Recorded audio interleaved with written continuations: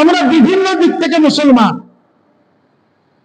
আমি বংশগত জন্মগত মুসলমান, আমি নামাজও পড়ি, রোজাও রাখি, দান শ্রদ্ধাও করি, কিন্তু চিন্তা চেতনায় আমাকে যে পরিবর্তন হতে হবে, এই চিন্তা চেতনায় যে আমাকে পরিবর্তন হতে হবে, আমার চিন্তা চেতনা হবে কোরআন আর সুন্নাহ অনুযায়ী।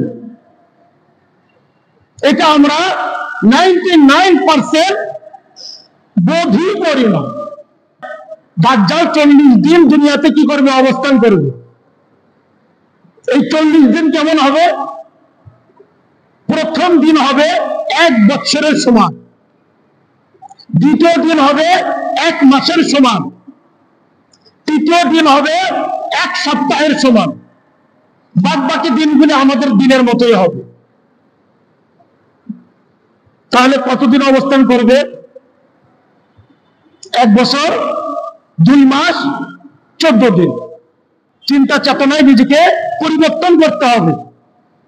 যারা কুফার গোষ্ঠী যা করতেছে, ওটা যদি আমার চিন্তা চেতনা কোরআন আর সুন্নাহ থাকে, আমার কাছে পরিষ্কার হয়ে যাবে ওটা আমার জন্য মঙ্গলজনক নয়। আমার জন্য মঙ্গলজনক হলো কোরআন সুন্নাহ যেটা বলেছে, এটাই আমার জন্য মঙ্গলজনক। আলহামদুলিল্লাহ, সমস্ত প্রশংসা মহান আল্লাহ তাআলার দরবারে, যিনি আমাদেরকে পবিত্র জুমার দিন তার উপর মসজিদে এসে কোরআনের আলোচনায় বসার তৌফিক দান করেছেন। আমরা সকলেই শুকরিয়া তান বলি আলহামদুলিল্লাহ। তোমার হাজিরিন, আজকে আমাদের আলোচনা মহান আল্লাহ তাআলা মুমিন ব্যক্তির দান সম্পর্কে উল্লেখ করার পর এখন দান যে আমাদের জন্য কতটা প্রয়োজন, জরুরি কিয়ামতের ময়দানে, সেটা আল্লাহ তাআলা এই আয়াতের মাধ্যমে উল্লেখ করতেছে। আল্লাহ তাআলা বলেন, আয়াওয়াদ্দু আহাদুকুম, তোমাদের মধ্য থেকে কোনো ব্যক্তি কি এমনটি কামনা করে, আন তাকুনা লাহু জান্নাতুম মিন নাখিলিন ওয়া আনাব, যে তার জন্য থাকবে একটি আঙ্গুর এবং কি খেজুরের বাগান, মিন আনাব, আঙ্গুর। তোমার সাহায্যের তো মহান আল্লাহ তাআলা বলেন, আন তাকুনা লাহু জান্নাতুম মিন নাখিলিন ওয়া আনাব তাজরি মিন তাহতিহাল আনহার। কেমন বাগান? তাজরি মিন তাহতিহাল আনহার, যেটার পাদদেশ দিয়ে কি হবে? নদ নদী প্রবাহিত থাকবে। মানে এমন বাগান যেখানে পানির আর কোনো কি নাই, অভাব না। লাহু ফিহা মিন কুল্লি সামারাত, এবং সেই বাগানে প্রত্যেকটা ফল ফলাদি থাকবে। আগে উল্লেখ করেছেন খেজুর এবং আঙ্গুর, এরপরে বলতেছেন মিন কুল্লি সামারাত, প্রত্যেক ফল ফলাদি ওই বাগানে থাকবে। এমন সুন্দর একটি বাগান। ওয়াসাবাহুল কিবারু ওয়া লাহু যুররিয়াতুন দুআফা, দুটো অবস্থা তার। সে বার্ধক্যে পৌঁছে গেছে, বার্ধক্য তাকে ধরে নিয়েছে। ওয়া লাহু যুররিয়াতুন দুআফা, এবং তার সন্তান সন্ততি একেবারে কি দুর্বল, মানে ছোট ছোট ছোট অনেক তার সন্তান সন্ততি আছে। এই অবস্থা। ফাসাবাহা ইসার ফিহি নারুন ফাহতারাকাত, হঠাৎ করে ওই বাগানে এমন ঘূর্ণিঝড়, ফিহি নার, যে ঘূর্ণিঝড়ের মধ্যে রয়েছে আগুন, ফাহতারাকাত, আর ওই ঘূর্ণিঝড় এসে পুরো বাগানকে লন্ড ভন্ড করে একেবারে পুড়িয়ে দিল, জ্বলে ছারখার হয়ে গেল। তাহলে এখন এই ব্যক্তির কি অবস্থা? একে তো সে কি একেবারে বৃদ্ধ, দ্বিতীয়ত তার এখন খাবারের প্রয়োজন, দুর্বল সন্তান সন্ততি রয়েছে, ছোট বাচ্চা বাচ্চা সন্তান রয়েছে। এখন যদি তার এই পুরা একটা বাগান, এত সুন্দর বাগান যেটা কল্পনাও করা যায় না, প্রত্যেক রকমের ফল ফলাদিতে ভরপুর, এখন এটা যদি জ্বলে সারকার হয়ে যায়, এই ব্যক্তির অবস্থা কেমন হবে? কিয়ামতের ময়দানে তার চেয়েও ভয়াবহ অবস্থা হবে।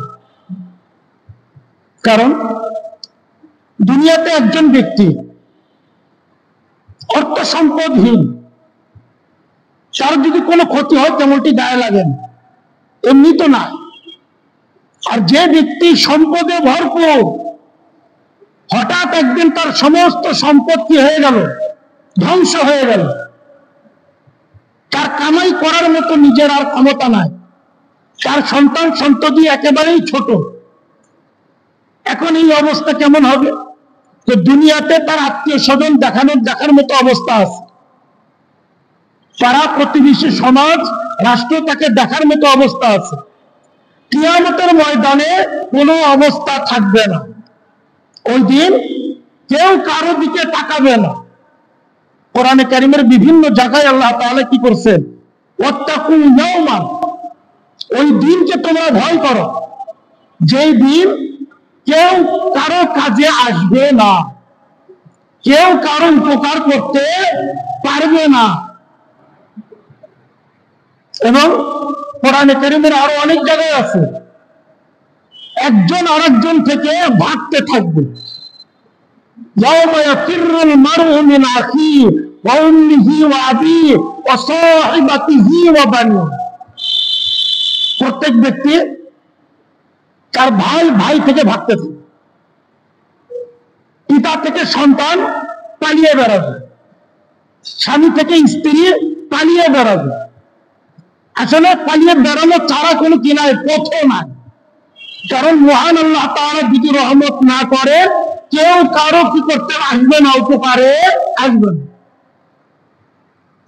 তোমার সাহায্য তো আল্লাহ তাআলা বলতেছেন, দুনিয়াতে যদি এই অবস্থা হয়, আমরা বুঝতে পারি ওই ব্যক্তি কতটা অসহায় হয়ে পড়ে। আর কিয়ামতের ময়দানে ওই দিন তার অসহায়ত্ব আরো কত বেশি হবে, যেটা কি করা যায় না, কল্পনাও করা যায় না। তো মহান আল্লাহ তাআলা বলেন, ওই দিনের জন্য তোমরা কিছু কি করো, রেখে যাও, ওই দিনের জন্য তোমরা কিছু রেখে যাও। আল্লাহ তাআলা বলেন, কাযালিকা ইউবাইয়িনুল্লাহু লাকুমুল আয়াতি লাআল্লাকুম তাতাফাক্কারুন। মহান আল্লাহ তাআলা বলেন, এমনই ভাবে মহান আল্লাহ তাআলা তোমাদের জন্য কোরআনের আয়াতগুলি, নিদর্শনগুলি পরিষ্কার করে স্পষ্ট করে বর্ণনা করেন। কেন? লাআল্লাকুম তাতাফাক্কারুন, যাতে তোমরা একটু চিন্তা ভাবনা করতে পারো, যাতে তোমরা চিন্তা ভাবনা করতে পারো। তোমার যে সাহায্য, কোরআনে কারিমের বিভিন্ন জায়গায়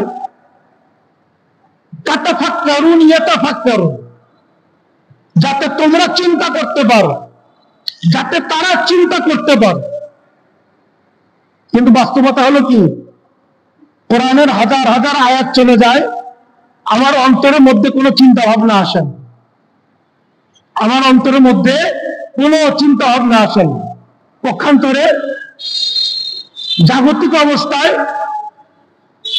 দুনিয়ার সম্পদের ক্ষেত্রে কোনো ব্যক্তিকে বলতেই হয় না, আমি আমার ভবিষ্যতের জন্য আমি গোছাতে থাকি, উপার্জন করতে থাকি, কোনো বয়ানের প্রয়োজন হয় না, কোনো উদ্বুদ্ধ করার প্রয়োজন হয় না, এমনি আমরা কি করতে পারি, বুঝতে পারি।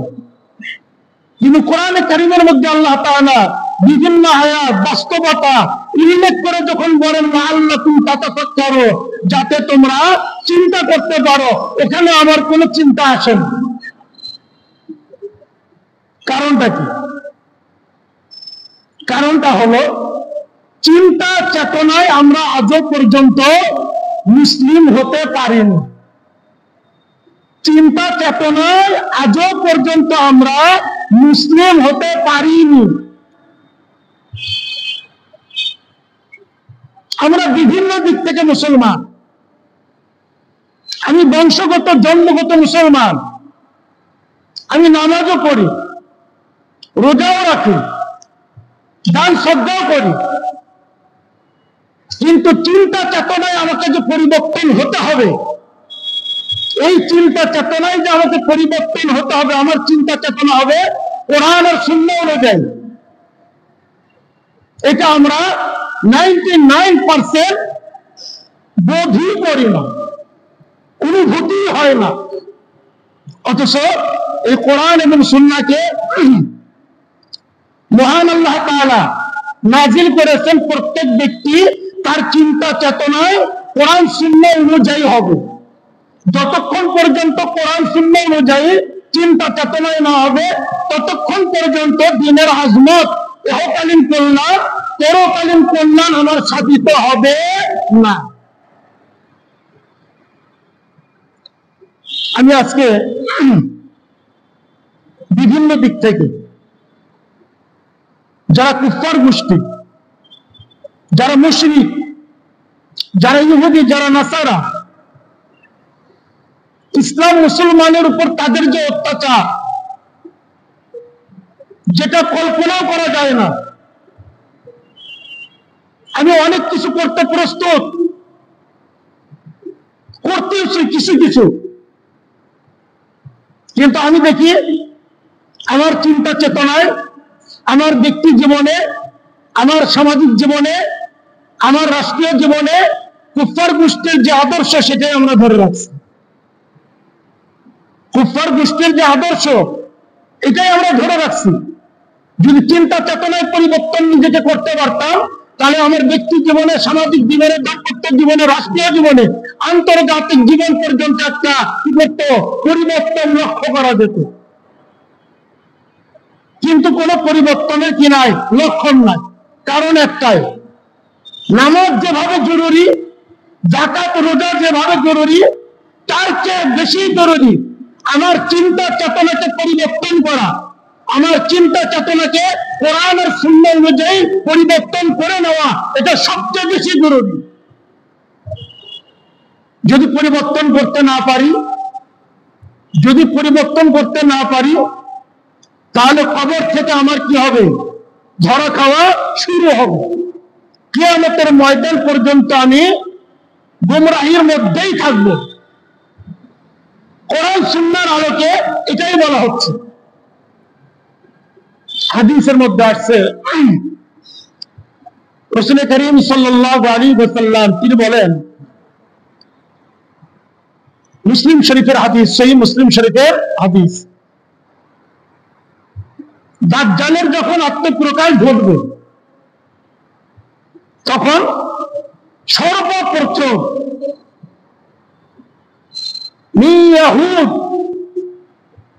আসফাহান, আরবিতে আছে আসবাহান, ইস্পাহানি 70,000 ইহুদি দাজ্জালের অনুসরণ করবে, সর্বপ্রথম তার বায়াত গ্রহণ করবে।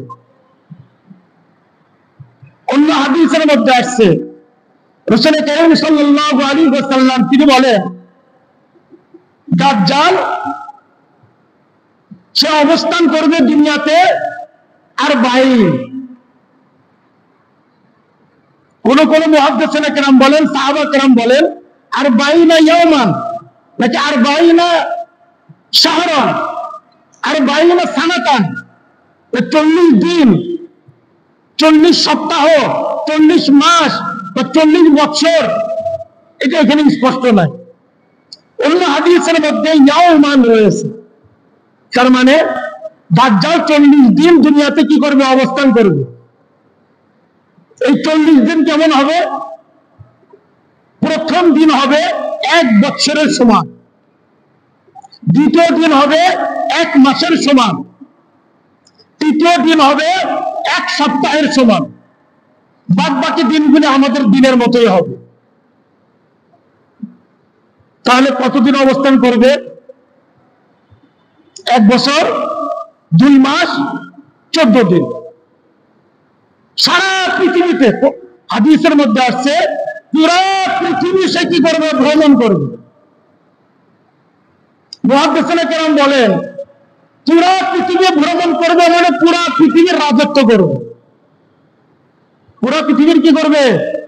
রাজত্ব করবে। 1 বছর 2 মাস 14 দিন। তোমার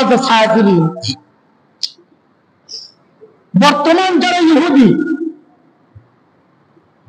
তারা ময়দান প্রস্তুতি লেগে গেছে। দাজ্জাল যে রাজত্ব করবে তাদের ধর্মীয় কিতাবের মধ্যে বলা আছে। এবং দাজ্জালকে ইহুদিরা কি মনে করে? তাদের বাদশা মনে করে। এবং তারা তার আগমনের জন্য যা কিছু করা দরকার, তাদের পণ্ডিত যা বলতেছে তারা ওটাই করতেছে। তাদের পণ্ডিত যা বলতেছে তারা ওটাই করতেছে। তাওরাতের পণ্ডিত যা বলতেছে তারা ওটাই করতেছে। কেন? তারা আশায় বসে আছে পুরা পৃথিবীতে ইহুদিদের কি হবে? রাজত্ব হবে, বাদশা হবে দাজ্জাল।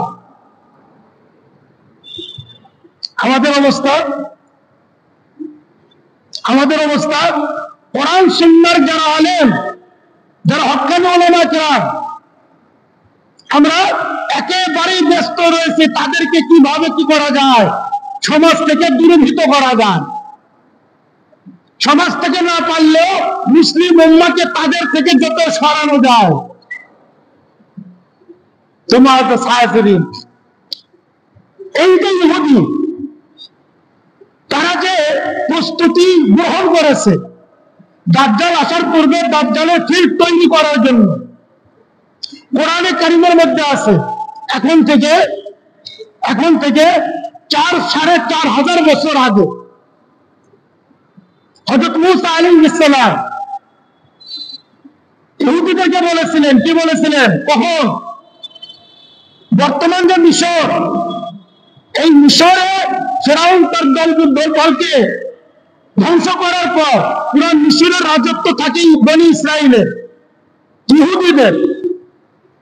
তখন হযরত মূসা আলাইহিস সালাম তাদেরকে বলেছিলেন, আল্লাহ তাআলার ওহীর মাধ্যমে, ওহীতে কি বলেছিলেন?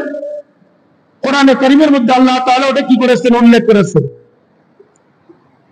ইয়া কওমি ইদখুলুল আরদাল মুকদ্দাসাতাল্লাতী কাতাবাল্লাহু লাকুম ওয়া লা তারতাদ্দু আলা আদবারিকুম ফাতানকালিবু খাসিরিন। হযরত মূসা আলাইহিস সালাম তাদেরকে বলেছিলেন, হে আমার কওম, তোমরা আরদাল মুকদ্দাসা, পবিত্র ভূমিতে প্রবেশ করো। কেন? কাতাবাল্লাহু লাকুম, মহান আল্লাহ তাআলা তোমাদের জন্য এটা নির্ধারণ করে দিয়েছে, লিখে দিয়েছে। ওয়ালা তারতাদ্দু আলা আদবারিকুম, তোমরা পৃষ্ঠ প্রদর্শন করো না, পিছনে ফিরে যেও না। ফাতানকালিবু খাসিরিন, তাহলে তোমরা ধ্বংস হয়ে যাবে। তাহলে তারা কি হয়ে যাবে? ধ্বংস হয়ে যাবে। হযরত মূসা আলাইহিস সালামের কাছে আল্লাহ তাআলা ওহী নাযিল করেছিলেন। হযরত মূসা আলাইহিস সালাম বনী ইসরাইল সম্প্রদায়কে এই কথা বলেছিলেন। আরদুল মুকদ্দাসা কোনটা? শাম। আরদুল মুকদ্দাসা হলো কি? শাম। বর্তমানে শাম একটা বৃহত্তর কি ছিল? শাম ছিল। বর্তমান সিরিয়া, ফিলিস্তিন, ইসরায়েল, জর্ডানের কিছু অংশ, লেবানন, ইরাকের কিছু অংশ, এই সবগুলি মিলে কি ছিল? শাম ছিল। তোমার ইহুদি সম্প্রদায় কি করতেছে? হযরত মূসা আলাইহিস সালামকে বলেছিল তোমরা শামে প্রবেশ করো, তারা শামে প্রবেশ করে। তারা ধ্বংস হয়ে গেছে, কিছু বনী ইসরাইল ইহুদি বাকি আছে।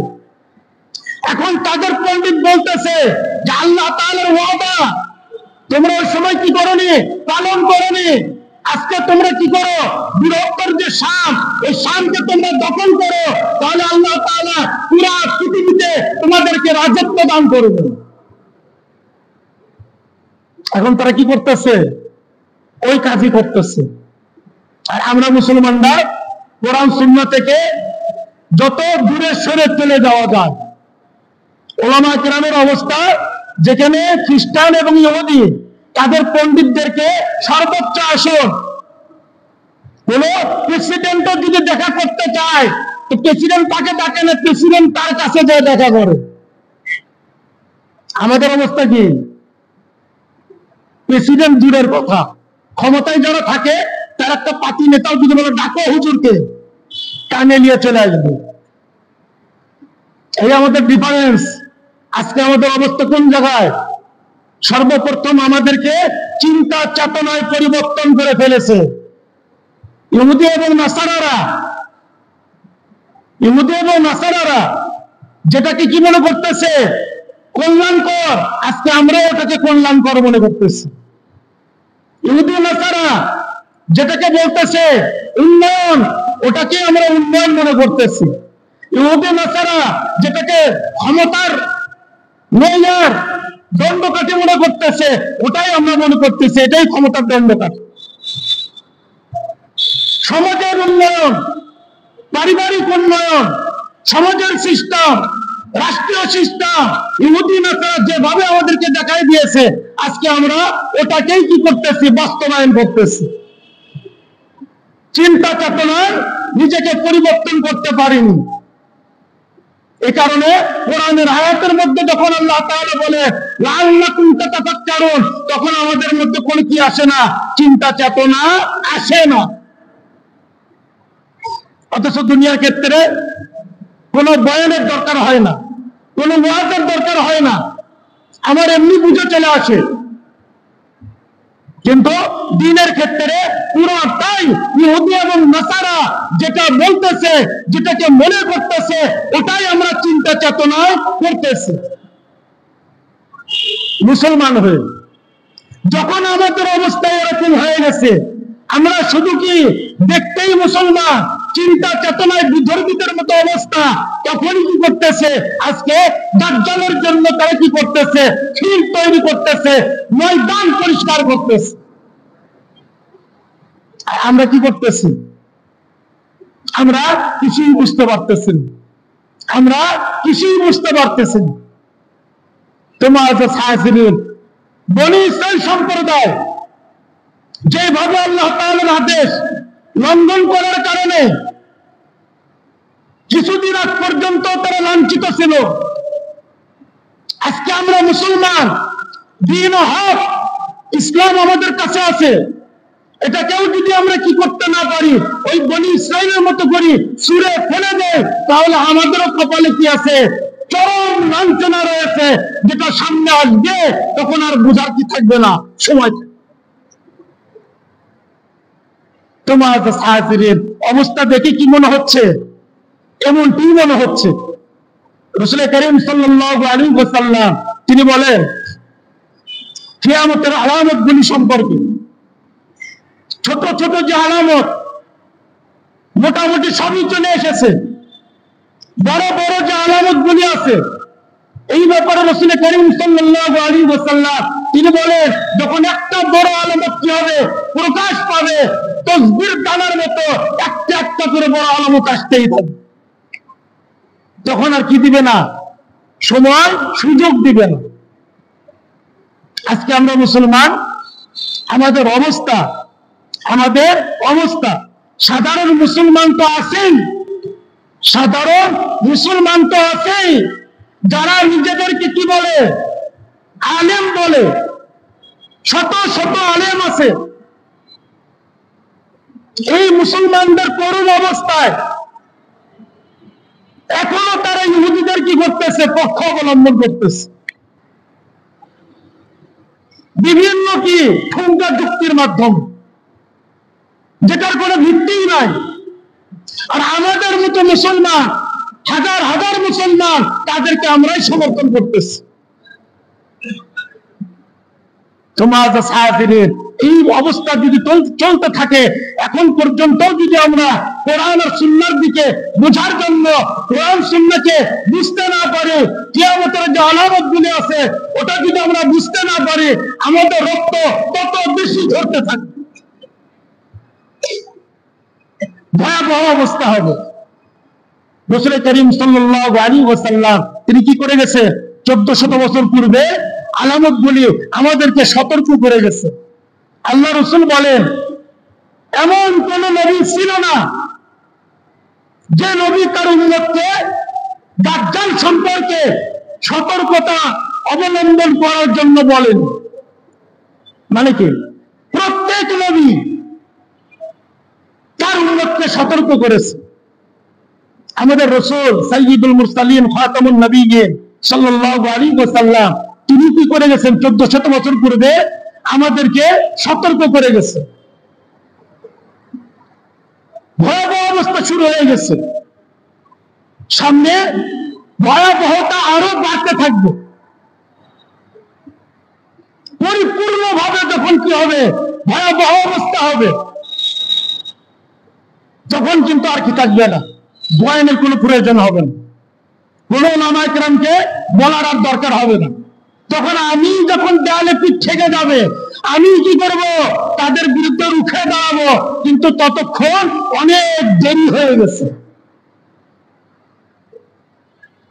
তোমার সাহাবীর মুহাম্মদুর রাসূলুল্লাহ সাল্লাল্লাহু আলাইহি ওয়াসাল্লাম তিনি তার উম্মতকে সতর্ক করেছে, আমাদের জন্য নামাজ রোজা যেরকম প্রয়োজন তার চেয়েও বেশি প্রয়োজন হলো কি? চিন্তা চেতনায় নিজেকে কোরআন সুন্নাহ অনুযায়ী পরিবর্তন করে ফেলা। যদি পরিবর্তন করতে না পারি, দাজ্জাল যখন কি করবে? আত্মপ্রকাশ ঘটবে। আমার চিন্তা চেতনা যদি ওরকমই থাকে, আমি দাজ্জালকে রব বলবো, এর মধ্যে কোনো সমস্যা নেই, কোনো সন্দেহ নাই। আমি দাজ্জালকে কি করব? রব বলবো। আল্লাহ রাসূল বলে গেছে, আমার উম্মতের অনেক দাজ্জালের অনুসারী হয়ে যাবে, দাজ্জালকে রব বলে মানা শুরু করে দিবে। কারা করবে? যারা চিন্তা চেতনায় ইহুদি এবং নাসারা, যারা চিন্তা চেতনায় নিজেকে কোরআন সুন্নাহ অনুযায়ী পরিবর্তন করতে পারেনি, তারা কি করবে? তাকে রব বলবে। আজকে যেভাবে বিধর্মীদের কৃষ্টি কালচারকে আমি আমার মঙ্গলজনক যদি মনে করি, ওই সময় ওই কৃষ্টি কালচারের যে ধারক বাহক তাকে তো আমি রবই মানব। আর যদি চিন্তা চেতনায় আমি কোরআন সুন্নাহ হতে পারতাম, চিন্তা চেতনায় কোরআন সুন্নাহ অনুযায়ী হতে পারতাম, আমাকে হত্যা করে দিলেও আমি দাজ্জালকে কোনো সময় রব মানতে পারি না। এই কারণে কি করতে হবে? চিন্তা চেতনায় নিজেকে পরিবর্তন করতে হবে। যারা কুফফার গোষ্ঠী যা করতেছে, ওটা যদি আমার চিন্তা চেতনা কোরআন আর সুন্নাহ থাকে, আমার কাছে পরিষ্কার হয়ে যাবে ওটা আমার জন্য মঙ্গলজনক নয়। আমার জন্য মঙ্গলজনক হলো কোরআন সুন্নাহ যেটা বলেছে, এটাই আমার জন্য মঙ্গলজনক। তোমার সাহাবীর এই কারণে বলতেছিলাম, আমরা মুসলমান, আমরা নামাজ পড়ি, আমরা রোজা রাখি, আমরা কোরআন তেলাওয়াত করি, সাথে সাথে চিন্তা চেতনাকেও কি করতে হবে? পরিবর্তন করতে হবে। কোরআনের বিভিন্ন জায়গায় আল্লাহ তাআলা এটাই বলেছেন, লাআল্লাকুম তাতাফাক্কারুন, লাআল্লাহুম ইয়াতাফাক্কারুন। কোরআনের বিভিন্ন জায়গায় যাতে আমার বান্দা তোমরা যাতে কি করতে পারো? একটু চিন্তা ভাবনা করতে পারো। যদি চিন্তা ভাবনা করো, তাহলে চিন্তা চেতনায় তোমরা কি হবে? পরিবর্তন হয়ে যাবে। কোরআন আর সুন্নাহ হবে তোমাদের চিন্তা চেতনা। যদি হতে পারি, তাহলে বিধর্মীদের যত কৃষ্টি কালচার আছে ওটা আমার কাছে ধ্বংসের কারণ মনে হবে। আর কোরআন সুন্নাহর যেটা কৃষ্টি কালচার, দর্শন, ইতিকাদ, আকীদা, বিশ্বাস, এটাই আমার কাছে মঙ্গলজনক মনে হবে। আর যখন এটা আমার কাছে মঙ্গলজনক মনে হবে, তখন বিধর্মীদের কোন ফাঁদ আমাকে তার ফাঁদে ফালাতে পারবে না। কোন মুসলমান কি করতে পারে না? কুফফার গোষ্ঠীকে সমর্থন করতে পারে না। অথচ আজকে কি অবস্থা? হাজার হাজার মুসলমান, হাজার হাজার মুসলমান তারা ইহুদি এবং নাসারা তাদেরকে আজও সাপোর্টই করে যাচ্ছে। দাজ্জালের যখন আত্মপ্রকাশ ঘটবে তখন সর্বপ্রথম তারাই কি করবে? দাজ্জালের হাতে বায়াত গ্রহণ করবে। আর দাজ্জালের হাতে বায়াত গ্রহণ করা মানে জাহান্নাম অবধারিত। কবর থেকে নিয়ে কিয়ামতের ময়দান, সেখানেও কি হবে? দাজ্জালের সাথেই তার হাসর নাসর হবে। তোমার সাহায্যের তো কোরআনে কারীমের এখানে আল্লাহ তাআলা বলতেছে যে কিয়ামতের ময়দানে যে ভয়াবহ অবস্থা হবে, আমি এটার কি করলাম? একটা দৃষ্টান্ত দিলাম, একটা মিসাল দিলাম, একটা নমুনা তোমাদের সামনে তুলে ধরলাম। কেন? লাআল্লাকুম তাতাফাক্কারুন, যাতে তোমরা কি করতে পারো? চিন্তা ভাবনা করতে পারো। এরপরে আল্লাহ তাআলা বলতেছেন, ইয়া আইয়ুহাল্লাযীনা আমানু আনফিকু মিন তাইয়্যিবাতি মা কাসাবতুম ওয়া মিম্মা আখরাজনা লাকুম মিনাল আরদ। আল্লাহ তাআলা বলতেছেন, ইয়া আইয়ুহাল্লাযীনা আমানু, হে ঈমানদারগণ, আনফিকু, তোমরা আল্লাহ তাআলার পথে ব্যয় করো। কি? মিন তাইয়্যিবাত, যেটা শ্রেষ্ঠ, যেটা কি উত্তম। কিসের মধ্য থেকে? মিম্মা কাসাবতুম, তোমরা যা উপার্জন করো। ওয়া মিম্মা আখরাজনা লাকুম মিনাল আরদ, জমিন থেকে যা উৎপন্ন হয় তা থেকে। তুমি যা উপার্জন করো, কামাই করো, আর জমিন থেকে যেটা উৎপন্ন হয় এর মধ্য থেকে যেটা কি উত্তম, ওটাই আল্লাহ তাআলার পথে তোমরা খরচ করো। মুফাসসিরিনে কিরাম বলেন, মুহাম্মদুর রাসূলুল্লাহ সাল্লাল্লাহু আলাইহি ওয়াসাল্লাম তিনি সাহাবা কিরাম রিদওয়ানুল্লাহি তাআলা আলাইহিম আজমাইন তাদেরকে দানের জন্য উদ্বুদ্ধ করলেন।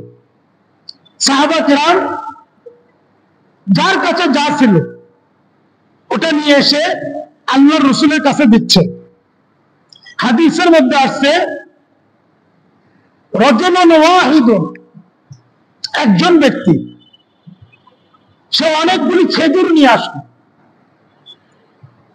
সাহাবা কিরাম দেখলেন অধিকাংশ খেজুরই হলো কি নষ্ট, খাওয়ার যোগ্য। মহান আল্লাহ তাআলা কোরআনের এই আয়াত নাযিল করলেন, হে ঈমানদারগণ, তোমরা যা উপার্জন করো আর আমি জমিন থেকে তোমাদের জন্য যে কি ফসলাদি উৎপন্ন করে দেই, বাহির করি, ওটার মধ্য থেকে যেটা উৎকৃষ্ট ওটাই আল্লাহ তাআলার পথে কি করো? ব্যয় করো। কারণ পরকাল মুমিনদের জন্য উৎকৃষ্ট, ইহকাল মুমিনদের জন্য উৎকৃষ্ট নয়। এক। দ্বিতীয় নাম্বার, ইহকাল একেবারেই ক্ষণস্থায়ী। ইহকাল কি?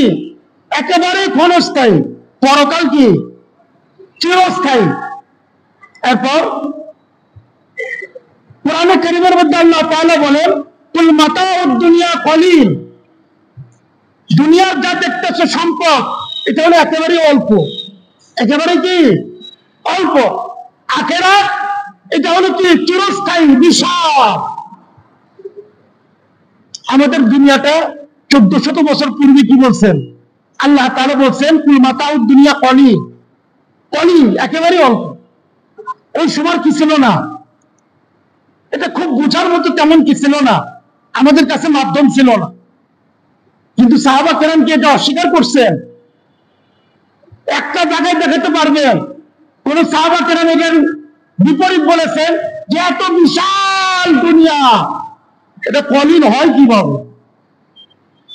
বিশাল দুনিয়া, 1/3 মধ্যে আমরা বসবাস করতেছি, বাদ বাকি পানি। এত বিশাল দুনিয়া, এটা আবার অল্প হয় কি করে? কোন একটা সাহাবাও কি করেননি? অস্বীকার করেননি। বরং আল্লাহ তাআলার যে আকীদা, যে চিন্তা চেতনা, যে দর্শন বলেছেন কুল মাতাউদ দুনিয়া কলিল, এটা আল্লাহ তাআলার দর্শন। দুনিয়া হলো একেবারে অল্প। যারা মুমিন তাদেরও বিশ্বাস থাকবে দুনিয়া কি একেবারে অল্প। যে সময় কোন মাধ্যম ছিল না সাহাবা কেরামদের বুঝার জন্য, ওই সময় সাহাবা কেরাম শতভাগের মধ্যে শতভাগ ঈমান এনেছেন। আজকে আমাদের বুঝার জন্য খুব সহজ। আজকে কি বুঝার জন্য খুব সহজ। হাদিসের মধ্যে আসছে, যে আসমান আমরা নীল দেখি, ওই আসমান, প্রথম আসমান কি দিয়ে তৈরি, আর এটা দূরত্ব কত দূর? হাদিসের মধ্যে 1400 বছর পূর্বে বলা হয়েছে। আজকে বিজ্ঞানের যুগে বিজ্ঞানী বলতেছে, কোন আলেম বলতেছে, বিজ্ঞানী বলতেছে মহাশূন্য। আমরা যেটা দেখতেছি কি মহাশূন্য। কেমন মহাশূন্য? হিসাবে কি করা যাবে না, শেষ করা যাবে না। যে এক একটা গ্রহ নক্ষত্র একটা থেকে আর একটা দূরত্ব সর্বোচ্চ তো কোন হিসাবই নাই, সর্বনিম্ন 2 আলোকবর্ষ বা 3 আলোকবর্ষ। আর এই যে আমরা যা দেখি সূর্য চন্দ্র, এটা তো হলো কি একটা সৌরজগৎ। আজকে বিজ্ঞান বলতেছে তাহলে এই সৌরজগৎটা কত বড়? বিজ্ঞান বলতেছে এরকম কোটি কোটি সৌরজগৎ মহাশূন্য আছে, কোটি কোটি সৌরজগৎ। ওই কোটি কোটি সৌরজগৎ বাগিয়ে দিলাম, আমরা যে সৌরজগতে বসবাস করতেছি ওটার ছবি তুললে কি দেখা যায়? আমাদের পৃথিবীটা একটা বিন্দু, একটা কলমের মাথাতে একটা কি দিলে খোটা দিলে যে বিন্দু হয়, এটা হলো পৃথিবী। আল্লাহ তাআলা 1400 বছর পূর্বে বলছেন কুল মাতা ও দুনিয়া কালিল। দুনিয়া হলো কি একেবারে অল্প, যে অল্পের কোনো কি নাই, শেষ নাই। কত যে অল্প! এই প্রথম আসমানের মধ্যে বিজ্ঞান বলতেছি এত বড় মহাশূন্য। তারপরের আসমান, এই আসমান থেকে 2 ডবল, তারপরের আসমান 2 আসমান থেকে ডবল, এইভাবে আসছে আল্লাহ পর্যন্ত। তাহলে দুনিয়াটা কোথায়? তো আল্লাহ তাআলা বলেন যে তোমরা যেটা করতেছো, যা দান করতেছো, ওটার মধ্যে উত্তমটা দান করো। এমনি তো অল্প। আমি আল্লাহ তাআলার যে শান, আমি আল্লাহ তাআলার যে কি কুদরত, সেটার কাছে তোমাদের দান তো কিছুই না। ওই একটা বিন্দু, ওই বিন্দুর মধ্যে আমার মালিকানা কতটুকু আছে বলেন? ওই বিন্দুর মধ্যে আমার মালিকানা কোথায় আছে? খুঁজেই পাওয়া যাবে না। আল্লাহ তাআলা মুফাসসিরিনে কেরাম বলেন, মুহাদ্দিসিনে কেরাম বলেন যে আল্লাহ তাআলা যে আমাদের দানগুলি গ্রহণ করে, এটা আল্লাহ তাআলার শান, এটা আল্লাহ তাআলার রহমত। আমরা যদি পর্যায়ে বসতাম, ওই দানকে আমরা ছুঁড়ে ফেলে দিত। আজকে আমার কাছে একটা পিঁপড়ার পায়ের মধ্যে করে যদি একটা কিছু নিয়ে আসে, ওটার মূল্য আছে আমার কাছে? কোন মূল্য আছে? কোন মূল্য নাই। এর চেয়েও হাজার হাজার গুণ আমাদের দান আরো ছোট। আল্লাহ তাআলা বলে আনফিকু মিন তাইয়্যিবাতি মিম্মা কাসাবতুম ওয়া মিম্মা আখরাজনা লাকুম মিনাল্লাহ। জমিন থেকে আমি যা তোমাদের জন্য উৎপন্ন করি, তোমরা যা কামাই করো তার থেকে কি করো? যেটা শ্রেষ্ঠ, উৎকৃষ্ট, ওটা আল্লাহ তাআলার পথে দান করো। এই যে তোমার মনের নিয়ত, ওটাই আল্লাহ তাআলার কাছে যথেষ্ট। আমার মনের যে নিয়ত, আমি যে চেয়েছি সবচেয়ে উত্তমটা আল্লাহ তাআলার কাছে দেবো। আসলে পুরো পৃথিবী তো অনুত্তম, পরকালের কাছে পুরা পৃথিবী অনুত্তম। আর ওর মধ্যে আমার তো একবারে সামান্য, ওটা যে তুমি অন্তর থেকে দিচ্ছ, ওই অন্তরের তাকওয়া, ওই অন্তরের নিয়ত আল্লাহ তাআলা অনুযায়ী আমার আমল নামায় সওয়াব লিখে দিবে। এটার পরিবর্তন কিয়ামতের ময়দানে, এটার কি জাযা, এটার বদলা আল্লাহ তাআলা দিবে। এমন বদলা দিবে যেটা কেউ কল্পনাও করে না। তোমার হাজিরিন, তাহলে আমার কামাই জমিন থেকে যা উৎপন্ন হয়, এটার মধ্যে কি দিতে হবে? যেটা উৎকৃষ্ট, যেটা কি উৎকৃষ্ট। তোমার হাজিরিন, কোরআনে কারীমের মধ্যে আল্লাহ তাআলা তো বলে যে মুমিনের জান এবং মাল আল্লাহ তাআলা করে নিয়েছে। তাহলে জীবনের উৎকৃষ্ট সময়টা আমাকে দিতে হবে। জীবনের মধ্যে উৎকৃষ্ট সময় কোনটা? যৌবনকাল। আমার জীবনের মধ্যে উৎকৃষ্ট সময় আমার যৌবনকাল।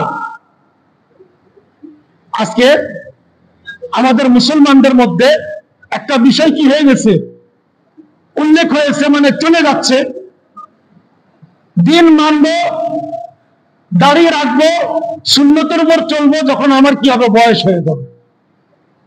আমার কি হয়ে যাবে, বয়স হয়ে যাবে। আল্লাহ তাআলা উৎকৃষ্ট বস্তু ছাড়া গ্রহণ করেন না। আর আমার যৌবন কাল হলো উৎকৃষ্ট, সেই যৌবন কালটা আমি বেদিনে কাটিয়ে দিলাম। শেষ বয়সে এসে আগে থেকে নিয়ত করে থাকি, শেষ বয়সে এসে আমি কি করব, ধর্মকর্ম পালন করব। এটার থেকে বের হতে হবে, এটার থেকে কি হতে হবে, বের হতে হবে। আজকে যারা কি করি, হাজারো সমালোচনা করি তাদের, যারা কোরআন ও সুন্নাহর ধারক বাহক ওলামায়ে কেরাম, তোমার যে সাজিরিন, ওই ওলামায়ে কেরাম তাদের উৎকৃষ্ট সময় যৌবনকাল কোরআন ও সুন্নাহ পড়াতে কাটিয়ে দিয়েছে। আর আমি কি করেছি, আমার উৎকৃষ্ট যৌবনকাল বিধর্মীদের যত দর্শন আছে ওটা পড়ে কাটিয়ে দিয়েছি। আর বৃদ্ধ বয়সে এসে বলি ওলামায়ে কেরাম কি করেছে, বৃদ্ধ বয়সে এসে কি বলি, ওলামায়ে কেরাম কি করেছে। ওলামায়ে কেরামের যদি কিছুই না থাকে, যৌবনকাল যে দিনের জন্য রাসূলুল্লাহ সাল্লাল্লাহু আলাইহি ওয়াসাল্লাম এটা বলতে বলতে কাটিয়ে দিয়েছে, ওটার আমার সারা জীবনে আমার আমল এক জায়গায় করলে তার সমান হবে না। শয়তান কি করে ধোঁকা দেয়, বাচ্চা বয়স থেকে নিয়ে একবার যৌবনের শেষ পর্যন্ত কোরআন আর সুন্নাহ এটাই করতে থাকে, 24 ঘন্টা তেলাওয়াত করতে থাকে। যারা হাফেজ তেলাওয়াত করতে থাকে, যারা হাদিসের কিতাব পড়ে তারা ক্বালা রাসূলুল্লাহ সাল্লাল্লাহু আলাইহি ওয়াসাল্লাম এটাই বলতে থাকে উৎকৃষ্ট কালে। আর আজকে আমি আমার উৎকৃষ্টতা ইহুদি এবং নাসারা তাদের দর্শন করতে করতে মুখে খানা তুলে দিয়েছে, শেষ বয়সে এসে বলি ওলামায়ে কেরাম করছে দেখি। এটার উত্তর পাওয়ার জন্য আমার বলার কোনো দরকার নাই, কবরে গেলে সুন্দর উত্তর পেয়ে যাও। কবরে গেলে কি হয়ে যাবে, সুন্দর উত্তর পেয়ে যাব। ওই সময় আমাকে কিছু বুঝাতে হবে না, বলার সাথে সাথে বুঝে নেবে। আজরাইলের চেহারা সুরত ওটা দেখার সাথে সাথে আমার চোখের পর্দা, অন্তরের পর্দা, বিবেকের পর্দা, আমার কি মেধার পর্দা সব উঠে যাবে, ছিন্ন ভিন্ন হয়ে যাবে। আর ওয়াজ করতে হবে না, আর কি করতে হবে না, ওয়াজ করতে হবে না। তোমার যে সাজিরিন, এই যে চিন্তা চেতনার কথা বললাম, আমি যে চিন্তা চেতনা নিয়ে কি করতেছি, জীবন যাপন করতেছি, নামাজ পড়তেছি, রোজা রাখতেছি, এই চিন্তা চেতনা কোরআন আর সুন্নাহর চিন্তা চেতনা নয়।